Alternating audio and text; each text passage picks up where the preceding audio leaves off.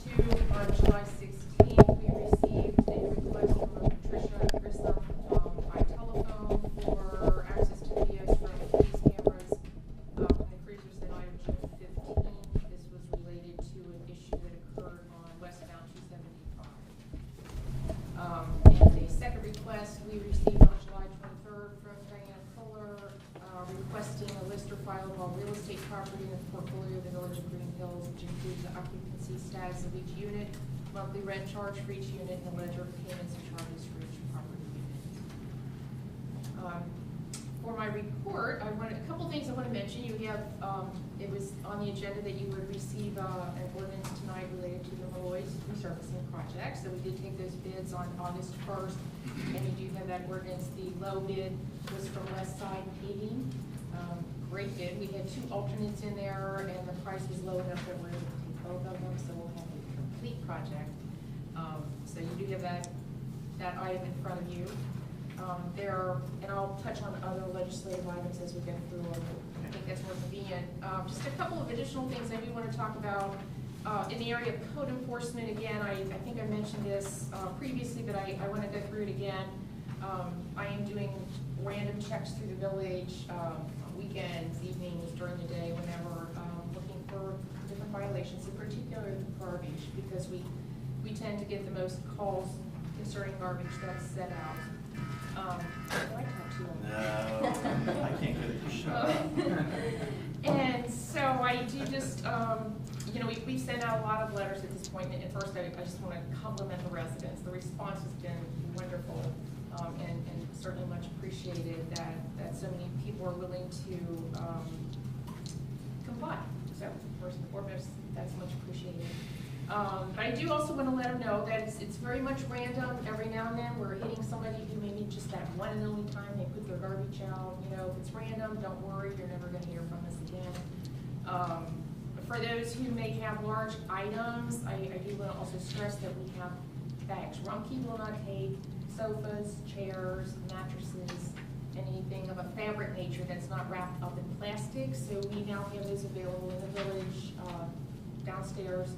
$6 each for you to wrap it, and then Rumpke will take it. Otherwise, we're going to leave it sitting there and run the risk of being cited for a violation. So I did want to stress that. The information's on the website, or feel free to call the village if you have any questions on that. But again, thank you to everybody who's working diligently to comply with our codes. I also want to mention a RITA, Regional Income Tax Agency. This year we're going to be doing a tax subpoena program, and feel free to be touching on this too, Mr. Rees, but I'll just take a minute. That's okay. Because many of you may have received a letter. This is copied sideways. It's really a form, and it goes out every year. And the purpose of this one is to, if you're in an area where you're not, for some reason you don't owe taxes, this is just asking you to identify, for what reason do you not owe taxes, and send it back to them. It's just a one-time thing. But I do want to draw your attention to it. If you've received one of these letters this year, do address it and send it back, or you might run the risk of getting a subpoena. This is for non-filers. So again, if you got that letter, go ahead and take a look at it, check off the relevant section if any apply, and send it back to Rita so you have that. The subpoena program will be on September 19th here in this room. And that's about it. Again, this just gives you an option to clear up any discrepancies that may be in the records before the subpoenas go. At what time? It'll run all day long, 9 to 4. And So it'll be a sort of an open house. right. Rita will kind of take it over at that point in time, but it'll be pretty well organized. They have it pretty down pat. My understanding is they'll have 3 individuals coming from your office to work with people individually to help them with the taxes and get through the paperwork. So. Okay, one more thing I want to let you know is that our pool does officially close August 18th. Last year we took an option to extend that.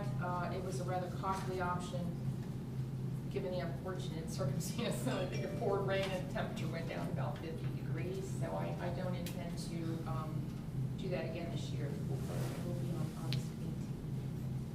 And that concludes my report for now. have 3 questions. Number one, on the wraps, the nylon wraps for the furniture, the mattresses and so forth, is there any reason why we as council couldn't buy some of them? Because I do roam around the neighborhood, especially on Sunday, and I see some of those large items out without the wrap. And I know that you're planning on putting perhaps an ad on the paper, kind of as a small Band-Aid until the item appears on the paper. If there's anything in between, is there anything that prohibits me from buying some of those bags, and if I see them, ring the doorbell and donate them and tell them, if you want this item to be picked up by Rumpke, you need to wrap it into this? And perhaps maybe other council members, may think that's helpful. Is there any reason why I shouldn't do it? No. If the spirit moves you to perform that service for folks, please, Right.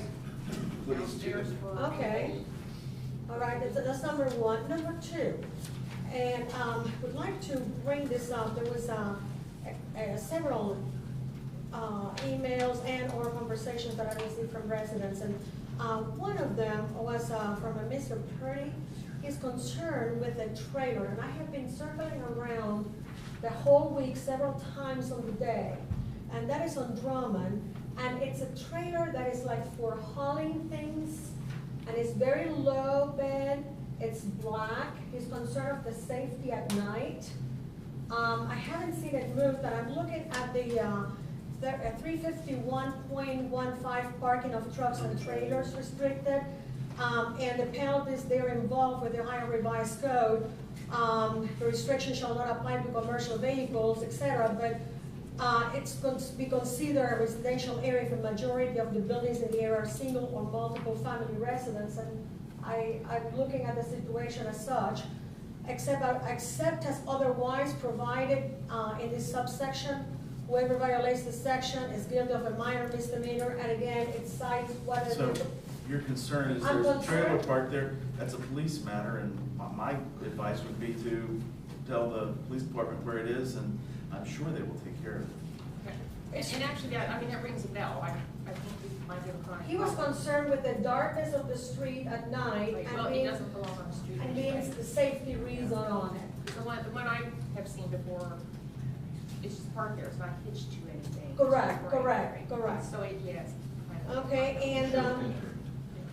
and then the third item that I wanted to ask, I saw the listing of the fines here, which I totally agree with you. I'm surprised I didn't see anything for the shopping center per se, and I have seen a lot of garbage cans flowing there and so forth. What, was it there any fines assessed against the shopping center for Okay, anybody? those aren't fines, those are our actual costs for going on those properties to cut the grass, and we have not gone on that property Okay. to clean or cut grass. Okay, how about the litter ordinance that we have? Would that be something that applies with the garbage It does, overflowing? and that's handled through NIC. They send out the violation letters on that. Do we And see typically, it's a anything? phone call. Yeah, do we see anything in result of that is happening, or?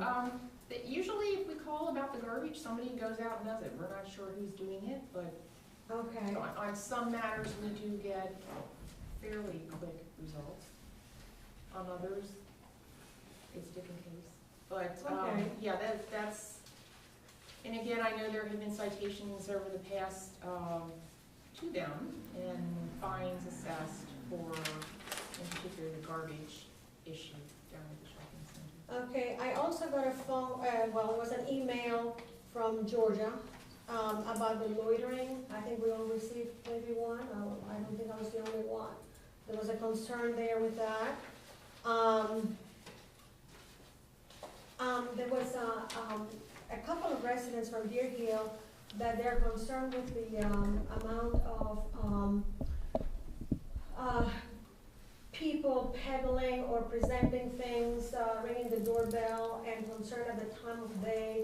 And I know that we have touched this before, and I wonder would it be appropriate, since we're going to be changing the clock in a month and a half or 2 months from now, whether or not, you mentioned we had some stickers to put on the windows. when people were not going to open, and what the steps were, how can they identify that this person has a register in the office here. But if it's after 4 o'clock, they cannot verify that, so perhaps a small article in the paper might be helpful for some of the citizens to remind them of that. Okay. Be happy to do that. Thank you. Anything else for the manager? Moving along, Law Director, Mr. Forbes.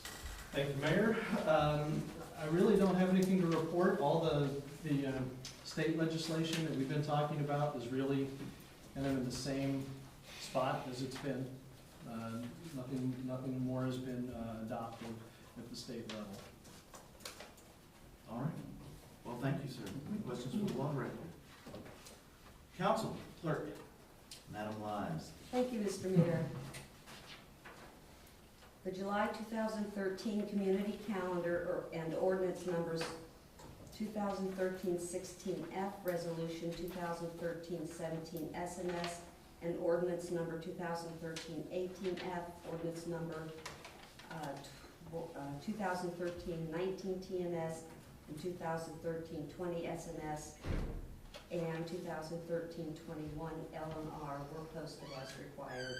Notices were also posted as required for the Traffic and Safety Committee meeting of July 17th, the Design and Beautification Commission meetings of July 18th and August 13th, and the Recreation Commission meeting of July 25th.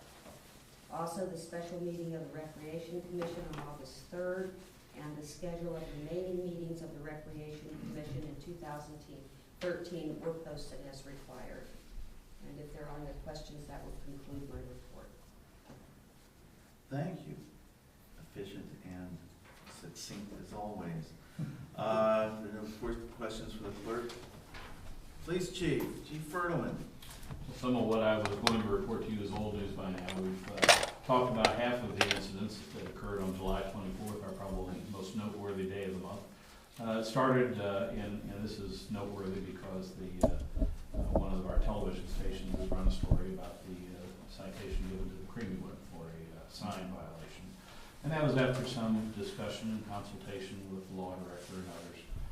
And that's simply a citation for 2 violations of the zoning offenses, and the owners will have their initial court appearance on August 8th later on this week. So that was the morning, and then of course in the afternoon we talked about the felonious assault, the shooting that we had. And I guess I would like to emphasize that there was some really good teamwork. One of the things that I found to be amazing was that Sergeant Ward made several phone calls, and initially there was a chief and a sergeant and an officer on duty, and within about a half an hour I saw about a half a dozen Greenhills police officers in here, and the teamwork was incredible.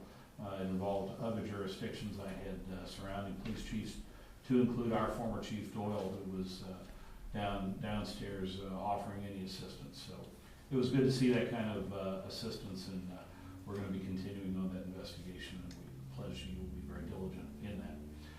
As you know, we did hire 1 police officer last month. We do have 2 full-time vacancies and some possible part-time vacancies, and we have been in the interview process with some potential officers, and that's going through the process as we speak.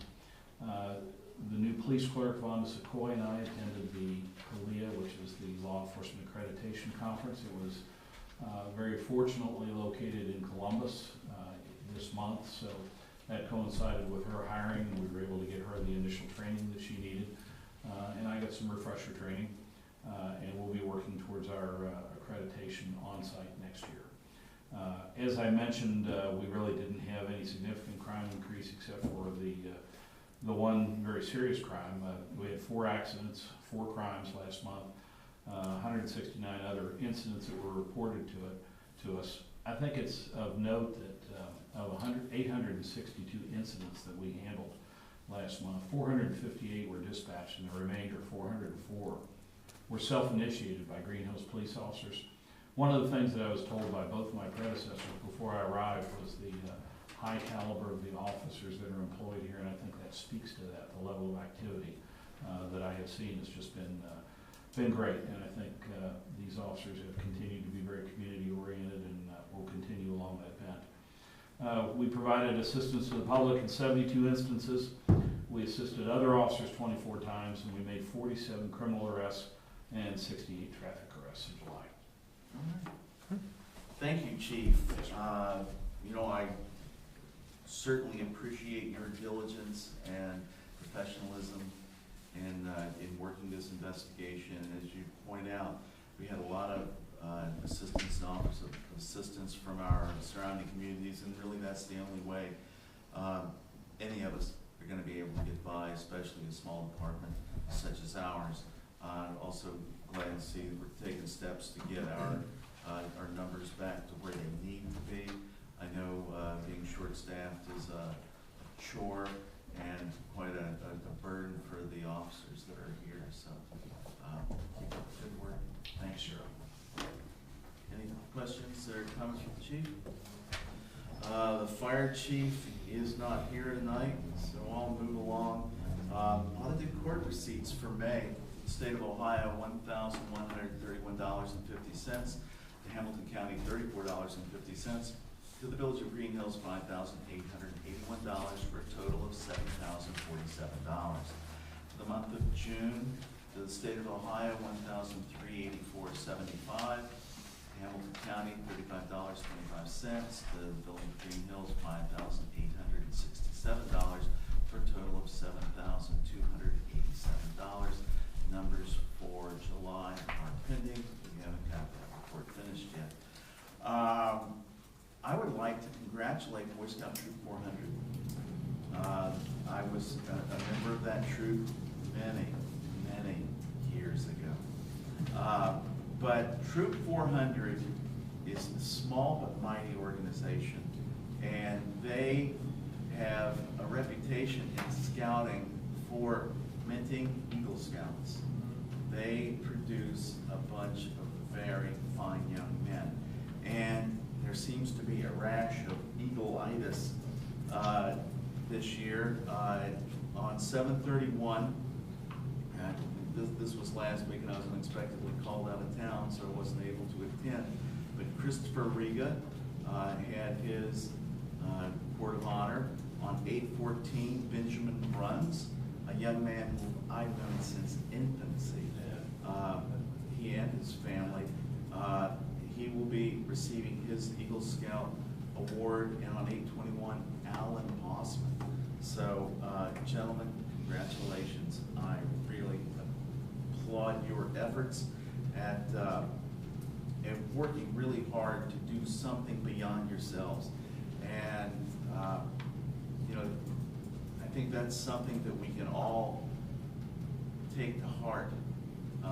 You know, sometimes in our capitalistic society, it's all about what can I do for myself? What can I do for me? And you know that's something when you're a child that makes sense because you know nothing but needs. But as you grow up into an adult and as you start approaching my age, you kind of want to look back and say, who am I? And what have I done to make the world a little bit better place? And these young men at a very tender age, I'll point out, instead of worrying about you know, posting their Facebook status and whatever else it is kids do these days, they're busy developing themselves and doing their Eagle project to you know, make our community better. So really appreciate that immensely. And last but not least, and this is something I haven't done for the last 3 years, but I figured my swan song, I'd give this a whirl. The mayor's, I don't want to call them beautification awards, but let's call them landscaping and being nice awards. And I haven't drawn the thing up yet, but the secret committee has been out and we drove around the village, and my fellow council members, I'll be looking to you to give me a hand, but we've got a few awards to deliver, so I'll process that. And the good news, it's been a nice wet summer, so everybody's yards are still green for the most part, and things are looking really nice in our village, just in general. You know, there's a lot of folks that have, you know, okay yards, they're okay. And there's some people that have outstanding yards. You can tell that these folks care about their community. They care to put in a little bit of extra effort to make it beautiful for everybody else. I mean, it's a sense of personal pride, and it's a gift to the community. Now, I won't say that there aren't a few people that could use some lessons, but I would just take, take this to heart. Take a walk outside your house. Take a look at your own front yard from across the street and kind of get an impression. Look at it like you've just seen it for the first time instead of just driving the driveway a million times. You pull up and walk up the walk. Take a real critical look and say, what can I do? What little thing can I do to make this place look a little better? And take a step to do it. I see a few folks out in the audience who have exemplary yards. Of course, I know a couple of them are retired and have a few more hours in the day than some of us. But for everybody that's done a nice job, congratulations, and there should be some little physical reminder of that coming in the next month. And if no one has any questions, we can move on. All right. Committee reports. Intergovernmental affairs, you're on the top of the list. Ms. Walter. Thank you, Mr. Mayor. I took your advice and tried to personally ask the question to our state representative, Ms. Spinach, on July the 8th. I met with her in Forest Park. She said as the bill that was a tax collection bill, that it was, as it was not of her liking. Although she said that there were 2 amendments pending. If those amendments were passed, that she could see voting for that. Although at this time, and the date that we were, she didn't know if that was going to be possible to have it before the end of the year. Okay. That was her report on that, and I just asked her directly, how do you feel about this? After that, I wanted to make the comment that with the state bill executive session impact was on the newspapers with the UC Board of Trustees. So it seems like it's having an impact already in some of those meetings. Also, I wanted to share with you that Mr. Steve Chabot has united with Commissioner Fortune on the Hamilton County in a bill giving flexibility in dealing with the Environmental Protection Agency, finding cheaper ways to address waste from water and stormwater sources. Hamilton County bill has gone from $716.80 a year to $752.60 a year, and that is double what it was in 2000. I also briefly heard 2 citizens addressing the Winter Woods Board of Education. One of them was Mr. Schuler, and that was in reference to the homeschool children and availability for the sports and how was that going to work out. There was another person there, and I'm sorry, but I did not get her name, and her concerns were that there were some papers to be filled out that were sent out by some school official, and she had complied with it, but they sent it back saying something was missing. Yet, it had complied with what was on the website and with the Ohio requirements. So they figured there were some discrepancies, and they were going to look into it to continue a solid relationship with the homeschooled children in the district. I mentioned the different citizens that contacted me already. And we had 2 meetings this month for intergovernmental affairs, laws and rules. And one was on the 8th of July. And I had sent the minutes. We had approved it when we met on the 29th of July. I sent those forth as well. And wanted to give you a status on the 3 items that we were discussing for amendments. We let go of the one that was home occupation inspection. Both Mr. Walter, please at any time jump in and correct me if I'm wrong. We let that go as it was, no further investigation on that. We also let go the non-conforming structure, changing it from the 60% to the 80%. We were convinced that it was clear enough that it meant commercial, not residential. And therefore, it was not an impact on, let's say, Damon Road and so forth, which was a non-conforming area, was not private residential, but only commercial. But we were still debating and discussing the setbacks. We still feel very strongly about it, and we're going to bring it back to, possibly to council on the work session and discuss it again on the 26th of August, our next meeting for laws and rules. The last thing that we discussed there on the such matters, Mr. Waldron and I discussed as a matter of laws and rules that perhaps we're wrong on this information, but we believe that the amount of dollars for a variance permit was $300, and we thought it was kind of steep and perhaps it needed revisiting. Depending on the situation, if there's a legitimate issue, it should not be unreasonable penalized for doing so.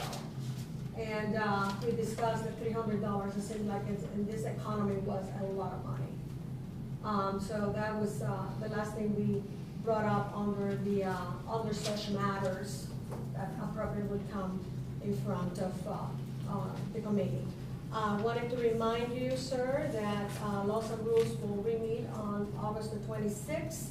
I also wanted to remind you that September 26th and 27th will be the big meeting for Ohio Municipal Leagues, and will be at the Sheraton in Columbus.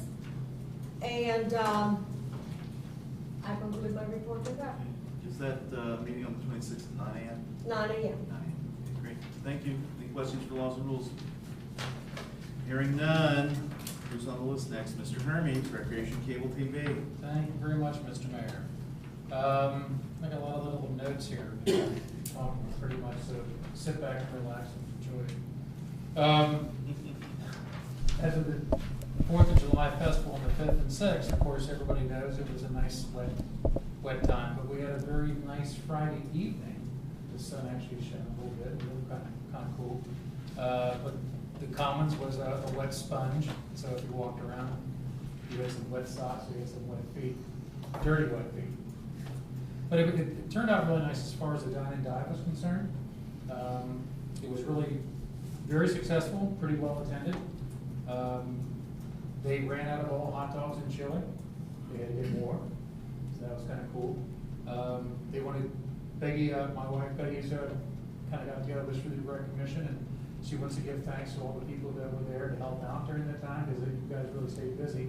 And one being our mayor, Merle, along with his lovely wife Amy. And then also Doug and Diana Kohler, Maria Walther, also Debbie Eichert, and Terry Trinan. So they said it was really, really good, kept busy, everybody had a lot of fun down at the pool. Not so much where we were at on the common. Wasn't a whole lot of people, but it turned out pretty nice. Then, let's see, I actually had lunch with the Hilltop Elders, and I actually spoke to them. And it was nice. As a matter of fact, our ex-councilman, Kenny Burke, was there as well. I sat with him, he allowed me to sit with him, it was kind of cool. And then I challenged the people there to write me a note about what the Hilltop Elders means to them.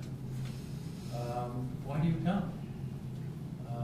Is it because you need companionship? You want to see friends? Something to look forward to? Just to pass some time of day?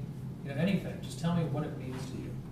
And believe it or not, I got 10 responses.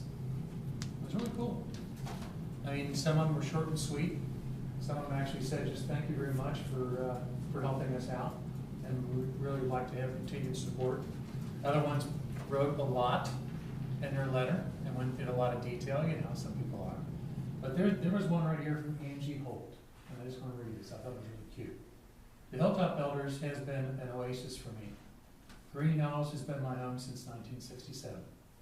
I live at 18 Ambler Drive. My 4 children all grew up here. They always come back just to remember the good old times. Our police department is the finest. They've always been spot on. It hurts me to see all the many shops gone.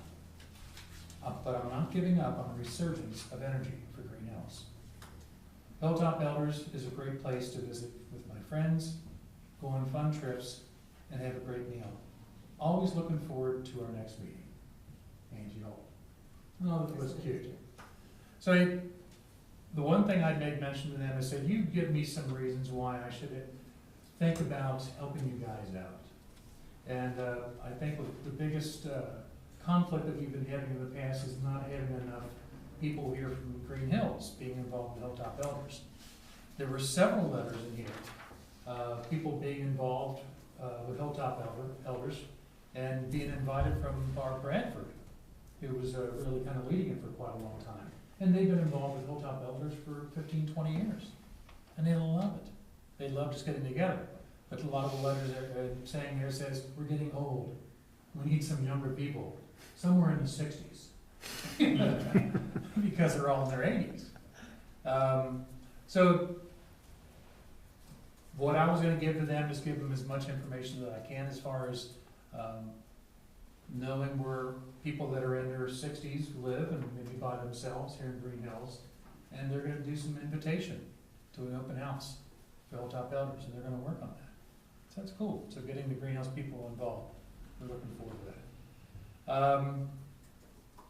The Recreation Commission met twice this past week because they're really into walking paths. And the walking paths, that's what we were from the very beginning, was a walkable community. And the members of the commission, they really want to have, like, say, 3 or 4 different areas they can have walking paths and have it marked off. You know, one being 1 mile, one being 2 miles, one being 3 miles. And they were walking them off here on Saturday and also on Monday. So it's kind of neat to see that, and they really want to be able to have groups that can actually get together and walk. And I'm sure the Hilltop Elders would like to do that as well, get together and walk around. But that's their next big project, because the project that has been completed and that will be dedicated is the playground. That's been built behind the Malloys and the pool, and we're going to have a dedication on the same day we're having our parade that was postponed from July 6th to the 10th, this Saturday, starting at 10:30. And we're going to have a dedication for the playground at 12:30. There'll be a ribbon cutting, and the dedication is going to be for a past resident who grew up here. It was Judy Bradford Corcoran. And from her, she donated from her, through her brother, because she always wanted to be able to do something. She knew she was going to pass. She was very ill, and she always wanted to be a part of investing in a nice playground for kids. So there was a sizable donation. So we dedicated the playground to Judy Bradford Corcoran.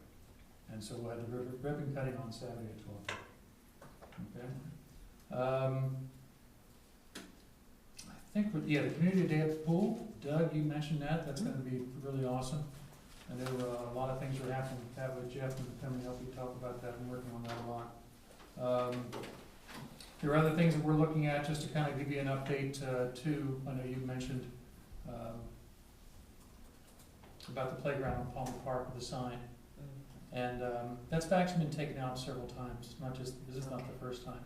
But they knew about it, and they're going to put it back and make sure they're going to do it in concrete. The other times the posts have been down there 18 inches. I can't believe I can't even lift the thing myself, let alone lifting it out 18-inch deep holes. But they're going to put it in concrete, and hopefully that'll stay. They're also, just to let you know, Doug, there is going to be a slide installed, and there's a slide that will stay within the parameters of what's going to be meeting the codes of what playground is all about.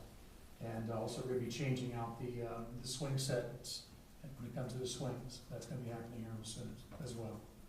I'm meeting with the Hilltop Elders again on the 5th, the first Thursday of September. And I'm going to be talking to the people that actually wrote these letters and see what we can do with the next step in getting more people involved with Greenhills and the Hilltop Elders.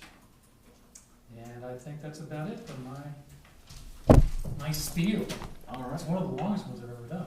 Yeah, I was gonna say, I should have timed that bad.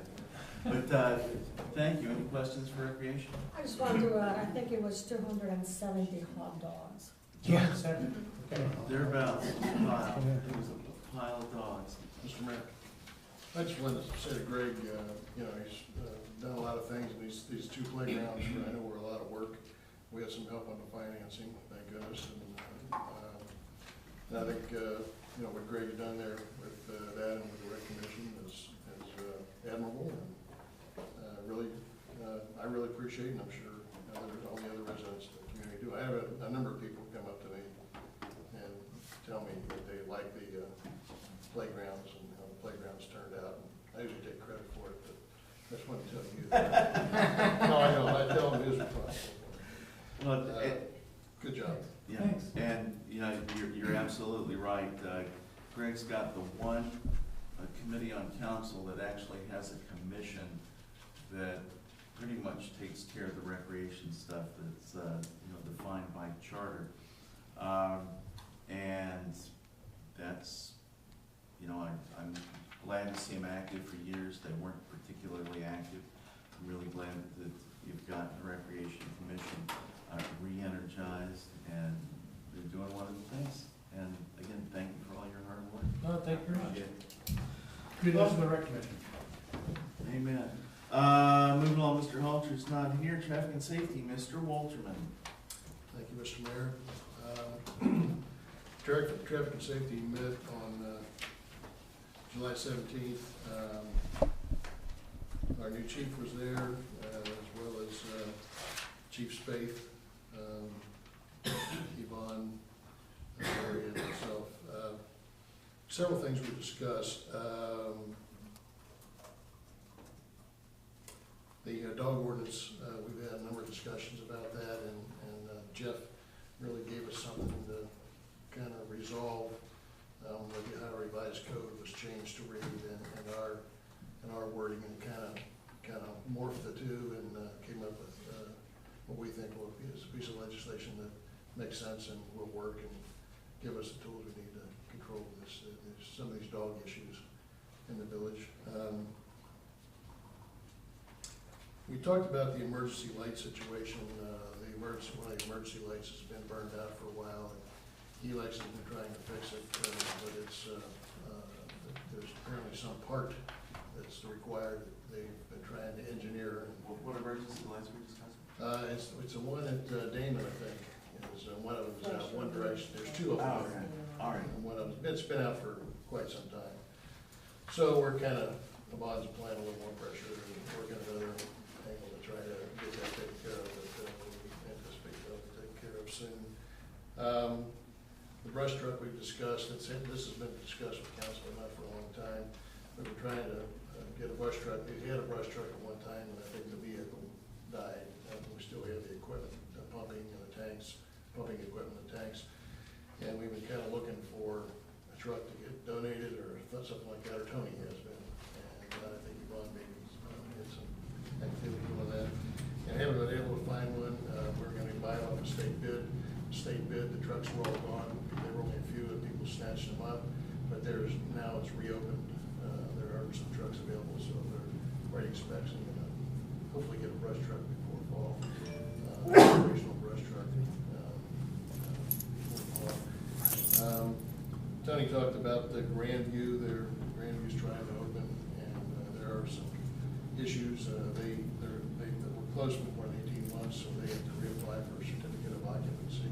One thing, and they have too much inventory in there. Their fire load is what the fire people call it. That's how much burnable stuff is in the building is too high. Now they've got some propane being stored inside, and Tony's working with them to kind of get those things resolved. I think they need to get that off, get a clean slate from the fire department before they can get their certificate of occupancy. So they're working on that. Chief Fertleman, I personally had some concerns about Kalia. I wasn't sure we were getting back from above with Kalia, so I've been asking a lot of questions of Yvonne, Kevin, Chief Fertleman. Chief Fertleman's pretty much convinced me we need to do this. One thing I was concerned about is the the desk work that has to take place to get the advanced certification, which is what we have now.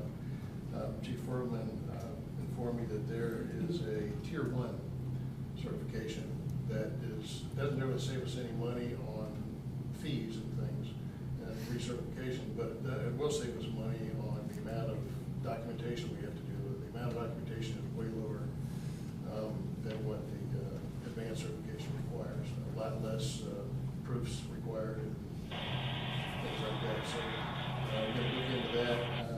Chief also is in the process. Told us our manual is way too involved. Our police manual and employee manual. And he's in the process of redoing that, and he wants to get that down and maybe even get it on a thumb drive where the officers can have it in the car, have ready access to it when they have it for stops and other involvement out in the field. The chief is also evaluating cruisers, computer systems, things like that, kind of looking at all our equipment and determining how old it is, what kind of shape it's in, and what needs to be replaced, kind of prioritize that so we can kind of deal with those issues in a planned basis. So real happy to hear all that feedback about what's going on in the police department and he's on top of things. Tony also showed us a video. Was there any kind of, Bonnie, you may have seen the video that they produced. Well, you saw it at the meeting, but there's the police chiefs in Hamilton County produced a video, very nice, professional, well-done video that kind of explains what the police departments do, and it's really designed for public officials to kind of give you a warm and fuzzy feeling about what your fire department's doing. Not that we don't already have a warm and fuzzy feeling about ours, but it was very well done. Tony was in there and did part of the narration, and one of the other chiefs that we recognize were on there. But it's very good, and if you have an opportunity to track Tony down, take about, I don't know, how long was it, 5 minutes or more? Yeah, 7 minutes maybe? 5-7 minutes. Mr. Walden, I recommended to show the council, and he suggested perhaps at a work session. Yeah, it's a good idea. Yeah, he may already have that planned, I don't know. If he was here, he probably would bring it up. I mean, is it on YouTube? I doubt it. If it was on YouTube, I doubt it'd give any hits. But, well, I say that and I don't really know, because I don't do YouTube, I don't do Facebook, I don't do Twitter, I don't do any of that stuff. So, the whole world could come to an end on Twitter and I wouldn't know that. And lastly, we're going to have another meeting to kind of finish up the zoning discussions. Well, that's laws and rules. Kind of fun. Maria and I kind of share a chair in our meetings. The only other thing is, I want to remind everybody, as I always do, when you have your license renewed, please make sure that the paperwork indicates that your community is Greenhills. It might say Wyoming, it might say Springfield Township, it might say mental health. It's fouled up in the computer somehow. We've tried to work it out, can't seem to get to the bottom of it. But just make sure it says Greenhills on there.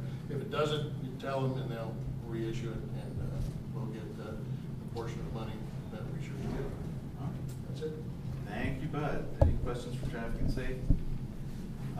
Service and Streets, Mr. Adams. Thank you, Mr. Mayor. Everybody has these long, informative reports, and I don't have much of anything. Working on. Make it up as you go along. Yeah. Working on the street signs, but honestly, spent the first half of the month working a ton so that I could take the second half of the month for vacation. So I don't really have anything. I do have an ordinance to introduce at the proper time. All right, thank you, sir. That reminds me, can I Mr. Walter? jump back in the bull session here? I saw something on the news today that a community, and there's, it was Lawrenceburg, Indiana. They have on their signs, their stop signs, below the stop sign, they put another sign that says, if you cruise through this stop sign, it'll cost you $140. Compliments of the Lawrenceburg Police Department. And they've got other signs around too about, things they've had. North Valley Shell's got a sign on Simpson, and a stop sign that says, full stops are free, partial stops are Yeah, that's $70 basically plus tax. Yeah. So, But I don't know whether that's something we want to think about or not when we're doing the signage thing. Kind of a cute idea, kind of brings home, there's a cost attached to traffic tickets. You can pay me now, you can pay me later. Maybe not, maybe later. There you go. There's nothing else for Service and Streets, Finance and Audit, Mr. Dries. Thank you, Mr. Mayor. One of the difficulties in reporting timely information to citizens is that we usually meet on the first couple days of the month and we don't have all our financial information. So this is as of 6:30, which is halfway through the year, it kind of makes sense. And I'll just report a few numbers, and I'll try to do it slowly because I have them in front of me, and most likely council members do, but members of the general public that are watching on TV do not. And our all funds receipts through the first 6 months are and I'm going to round these numbers off, are 2.1 million, and the prior year was 2.3 million. So if anyone thought that we were bluffing when they said the local government fund and the inheritance tax going away, and the reduction in the local government fund didn't hurt, it's a $200,000 hurt to us right now. Our expenses, all funds year to date, are $1.6 million. They're $8,000 less than the prior year. So our spending is very flat year to date. And year to date, our receipts over expenditures are $456,000. So we are in the black. And again, some of those funds are being accumulated for things like the paving of the parking lot that we'll talk about later. So all in all, we're still in fine financial shape. Actually, our financial picture is improving because we've strengthened some of our fund balances just by restraining the amount of spending. On the income tax side, we have collected year-to-date $663,000. Prior year was $686,000. And Yvonne mentioned it, but we are going to do a tax subpoena program. Rita has done this before in other municipalities. And given the fact that our tax receipts are down slightly, we're in a recovering economy, we want to make sure that everybody gets to pay their fair share if they owe it. We have somewhere around 400 non-filers. Now, I happen to be related to a non-filer, but he moved to Chicago 2 years ago. And so he's one of the 400. He received the paperwork. I sent it up to Chicago and asked him if he would sign it, send in that I no longer live in Greenhills. So he'll be one of those 400. And we have people that are deceased, people that have moved, people that are out of work and didn't actually have any income in the last year. We know that those are some of those people, but we also know that there are probably some people that owe tax that have not paid it, and this is an opportunity for us to collect from them.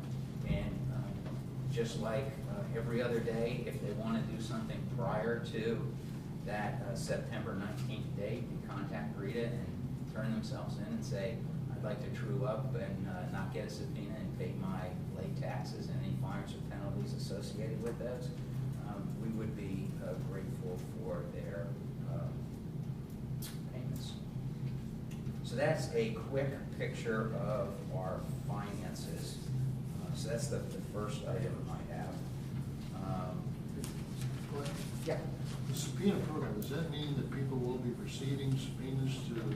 They'll be receiving subpoenas prior to September 19th, and they will be asked to appear here at the municipal building. And if they don't, there'll be more penalties and more fines on top of what they. Yeah, the process. Yeah, ignoring a subpoena is not. Yeah, it's not. It sounds bad. It's a big number. I didn't go to law school, but I don't think that's a good idea. You concur? Correct. Yes. I know it is, but some people won't show. Absolutely, and they'll do so at their own peril. That's why I signed warrants every 2 weeks. And will there be any negotiation function on these things, or basically is to get the people there and then it's settled out and get it off the books, I guess, essentially. Right. And it's my understanding, they encourage people to, bring their records, bring whatever they have, so they can literally sit down and work through with them right at that point, what might or might not be. They're not gonna get Try to arrested when they resolve. walk in the door. No. I think this, this is the time, this is the time where everything should get straightened out. Right. It's kind of like what they do, the city does about parking tickets every once in a while. Gives you the option of having to get them. Sooner is better than later. I want to make everyone aware, and I mentioned the local government fund, I want to make everyone aware of an effort by the county auditors around the state. We got an email notification from Dusty Rhodes, who is our county auditor, and he states that several auditors and he are discussing the possibility of a petition campaign for a constitutional amendment requiring the state of Ohio to set aside no less than 5% of its general revenue funds annually for the local government fund. This is a possible response to recent cuts to the local government fund, amounting to about 65% from previous funding, while state funds have increased. Virtually every community is being forced to find other sources of revenue to replace what the state has taken away. Mandating the restoration of local government's funds could protect taxpayers from increased property taxes or severe cuts in basic local services. So that's just for your knowledge, and stand by for further details. We don't usually have a ton of interaction with Dusty Rhodes, but we had 2 in the month of July that were both very helpful and informative. At the council work session, I mentioned that there is a change in the budget bill that was recently signed by the governor regarding property tax rollbacks. This is a little complicated, and I don't think that there was anybody in public office that's sitting here now that recalls when this happened originally, and we take it for granted. So I'm going to just take a minute and read quickly through this so everybody understands the implications with regard to any future levies, whether they are replacement levies or they're new levies, because it's very important to us from a cost standpoint of the levy. So indulge me for a minute here. Most of us have some concept of the 10% and 2.5% rollbacks that serve to reduce tax expense for local resident and agricultural real estate taxpayers. However, many people, even many working in local governments, don't completely understand the details of how it works. The 10% rollback started in 1971 as a trade-off for the institution of the state income tax. So when they implemented the state income tax, they put this in place as a trade-off. The 2.5% owner-occupied reduction was added in the early 1980s when the state's income tax rates were increased. Of course, these prior commitments are now being conveniently ignored by the current legislature. What we're seeing here is but the latest in a continuing trend for the state to pass work and expense back to local governments and property owners. One distinction between the two rollbacks is that the 10% affects all resident and agricultural property, but the 2.5% only applies to owner-occupied residential property, which is most of what Greenhills is. When a real estate levy is proposed by a local taxing entity, the auditor's office calculates the amount of money that would be raised in the taxing district by applying a certain millage rate. However, knowing that the state would reimburse 10% or 12.5%, the 10 and the 2.5 combined, on part of the levy represented by residential or agricultural property, we could show somewhat lesser